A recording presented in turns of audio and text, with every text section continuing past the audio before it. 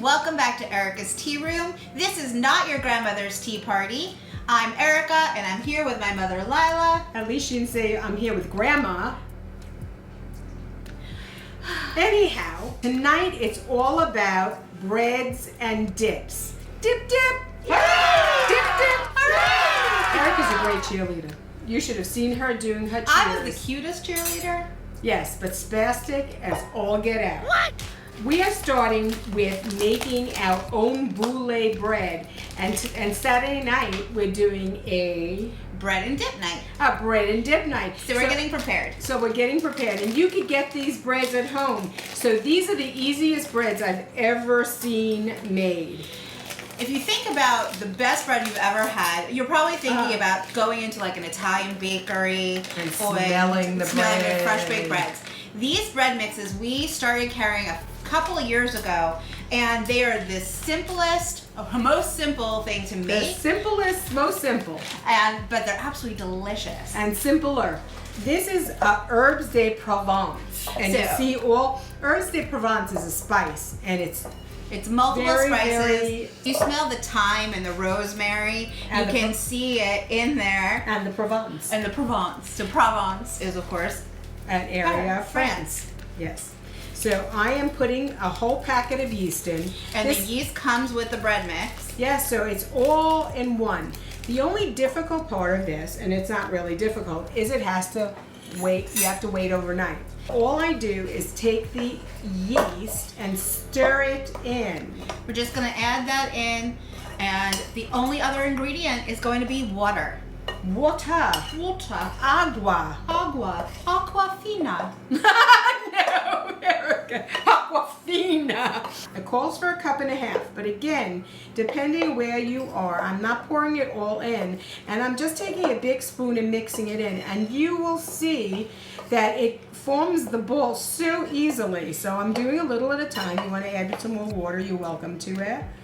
So basically what we're going to do right now is we're just adding the water. We've got our yeast and our bread mix. This is the herbes de Provence, so you can see the spices in there. We're just going to incorporate this, and then we're going to put this aside and let it rise overnight. Rise up. Sorry. She's not singing today, so I have to help her out a little bit. It's going to form a very soft dough.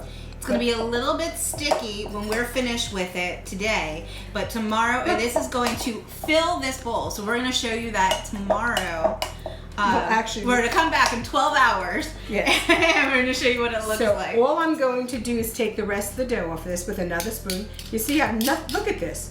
I have nothing on my hands. Did you ever make dough that you're not a mess? Kneaded. This doesn't need to be kneaded. It doesn't need to be a messy proposition. Yes. That's how simple this is. And now I'm going to leave this sit out overnight right on my counter here in the kitchen. So I'm going to take that. Look how nice that is. Beautiful. And sit it down. These also come in rustic French, which is your plain white. We have a rosemary garlic. If you really love garlic, that's a fabulous choice. The Irish soda bread I'm looking forward to making. It's a brand new flavor from them. And what's the last one? Oh, onion and rye. So really nice, robust. And we'll show you what it looks like as a boule. This is a 3-quart Dutch oven. And this is what makes it. You need a Dutch oven to actually cook this. It's how it really works. There's no yeast or anything you have to put in. You don't put any oil or baking spray or anything. Nothing. Just as is. You take this in your oven like this, and you let it get up to 450 degrees in the oven. Then at that point, tomorrow when you do this, you're going to plop that in here and let it bake, and it's unbelievable, and I'll show you that afterwards. Breads, check. Now we're gonna make some dips. So you can't have bread without something to put on the bread. I could just have it with butter, but you could have it with butter. Butter. So we're gonna be making a dill tuna salad. So this is dilly dip, it's called. I know a lot of dilly dips, I want you to know. I think that's ditzy dips. Ditzy dipsy dips. That's a tongue tie. So this is a nice big packet. I'm not going to add all of this because I only did 1 can of tuna. If I was doing a lot of cans of tuna, I might take all of it. But And this what is not kind of tuna are you using? I always use solid white tuna. And we do it in water. Yes. We don't like the Ooh. addition of oil. So we're going to use this dilly dip starter. And I'm only going to use a little less than half a packet.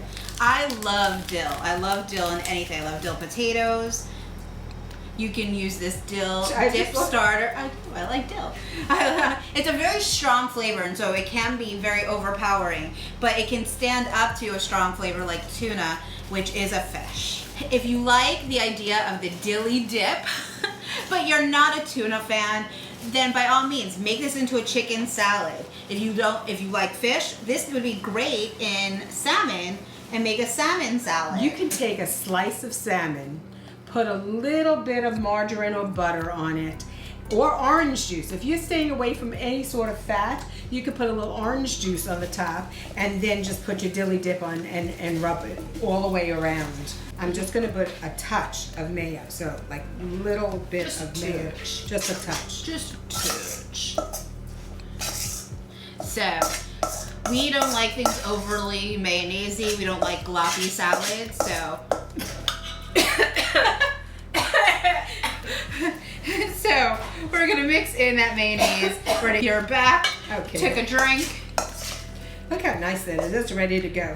Tell me if it needs more of the dilly dip mix. You taste the dill. Of course, we have really good tuna in there. And you taste the dill. It's not overpowering, so I think it's perfect. Good, and then good. there's also, if you didn't see, in the dilly dip mix, there's little pieces of onion and garlic, so Yes. you really get a nice strong flavor. This would also be a great thing to serve on like celery sticks, if you like tuna on celery. There's a lot of things. I just love tuna. I think it's very, don't put your Yes. spoon. Yes. She's looking to put her spoon back in my bowl. I don't want her spoon in my bowl. So we're doing our next dip. And again, this one is a sweet onion and bacon dip mix. And it's got nice herbs and pieces of bacon in it. But we're gonna use it, instead of just adding the sour cream and mayonnaise, we're gonna make a hummus. Yes. So I did a big can of chickpeas, and all I did with the little chicks and peas, chicks and why are they called chickpeas? So this is a food processor. You put your chickpeas in. And this is one large can of Goya garbanzo beans. You And can I use like- your favorite, I but like the it. Goyas are really, really beautiful. So I'm going to put my spice in here already. So I'm pouring it right over the chickpeas. Look how beautiful that is. And we make hummus quite frequently. We make roasted You red know pepper what? hummus. And this one I'm going to use, because there's a nice amount of chickpeas, I'm going to use the whole thing of the bacon and Oh, it smells so good. onion, sweet onion and bacon dip. So instead of even adding mayo, I'm going to add extra virgin olive oil like you do for a regular hummus. Humai. I'm going to pour a little at a time. Put some oil I'm going to start it with a little oil to start, Just and I'm a- going to put it on high and add a little bit.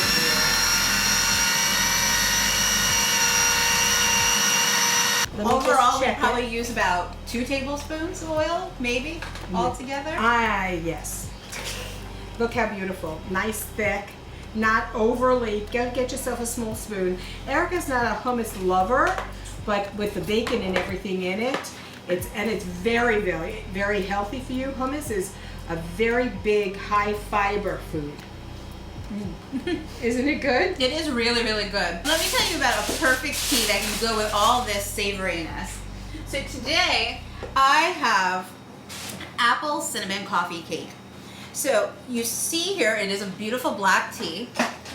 And we've got big chunks of apple and then pieces of cinnamon stick.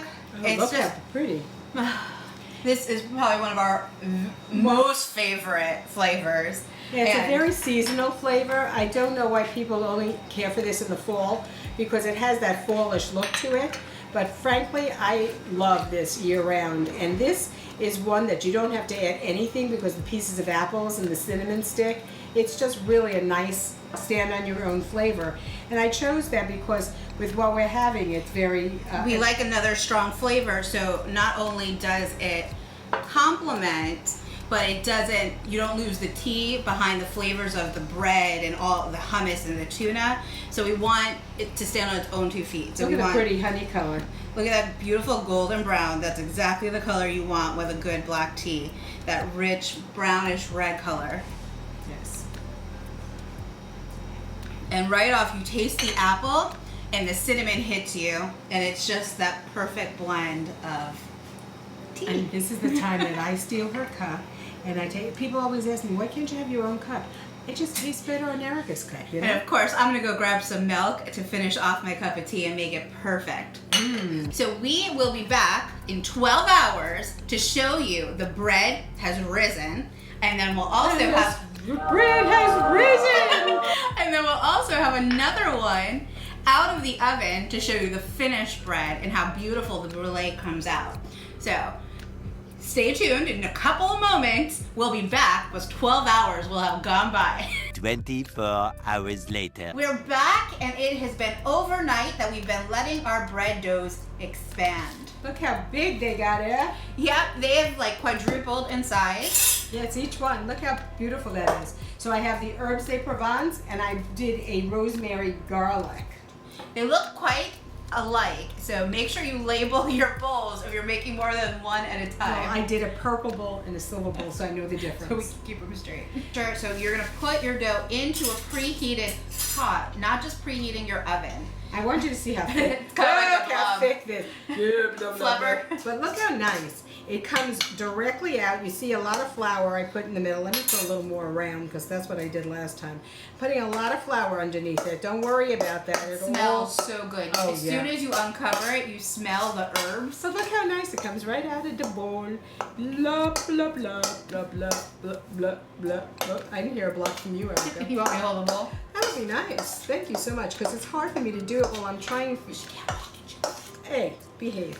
Literally, I'm going to take this and just get the flour all around. Look how beautiful that is. Flour.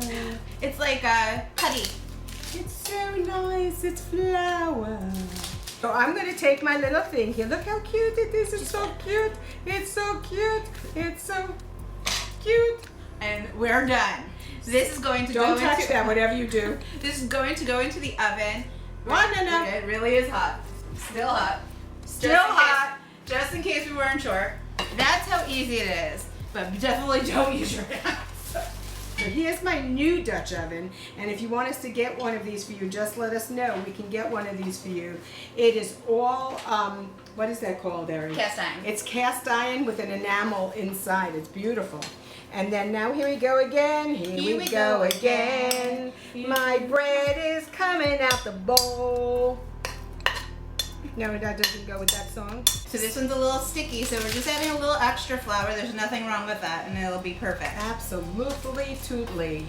This way you don't have to get all smushy and gushy, unless you like getting smushy and gushy, and that's fine too. What I'm going to do, look, watch what I'm doing. So because it's difficult, I'm going to actually use my paper to get it in the pot. And it is coming in. Oh, it's done. Okay, so I'm just rounding it up a little on the top, cover it. Now, that's as easy as these breads are to make. I'm going to time 30 minutes. So 30 minutes covered in the oven.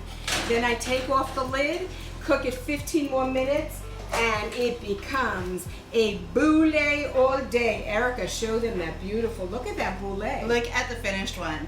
This is the rustic French. You're not going to see any of the bits, but all of our breads are going to look like that. Crusty, warm, and very soft inside. Look how beautiful Nice that brown is. underneath.